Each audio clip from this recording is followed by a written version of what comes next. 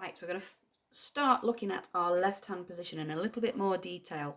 Now, it's very common for people to just relax this wrist and just collapse it in and rest the fingerboard on this bottom joint of the thumb there on the heel of the hand. Okay, so what we want to do is get our left hand in a position where that's not so much of a temptation.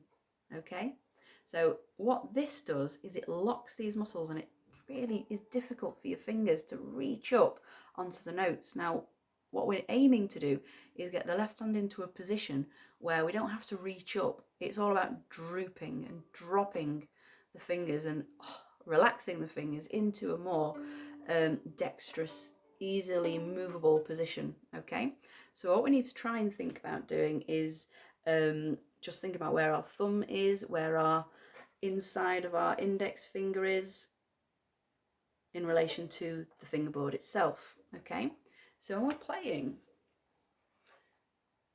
we need to put our thumb in the right place first. So it's about 1 inch above the nut there. Okay, now some people try and line up this index finger here with the thumb. Not a good idea, because that is not really a natural position for our hand. Much easier if we put the thumb out there. Okay, look at it from the other way. Putting the thumb about there. Okay, so that distance from the thumb down to the nut. Okay, now instead of being opposite, just move the hand back. Okay, so instead of being dead opposite the thumb, moving the hand back. Okay, now you can do that moving back and forwards just to release the muscles in the hand.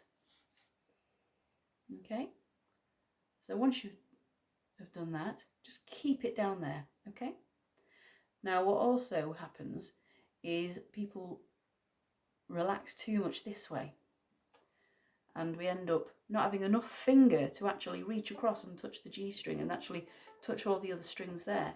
So what we need to do is just make sure, turn this way again, that our fingers are high enough. Okay, try and turn this way, get another angle. Okay, so instead of being too low, we need to be nicely high there, so that it is about there actually.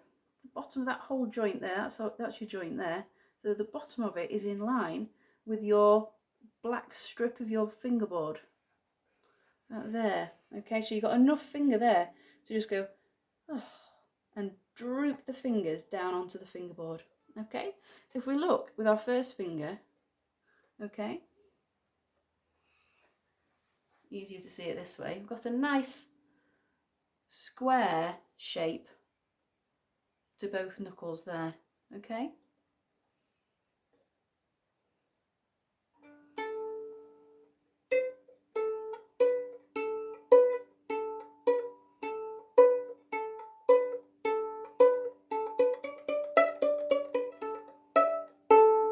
okay, looking down at the wrist, just notice that straight line there from these base joints of the knuckles there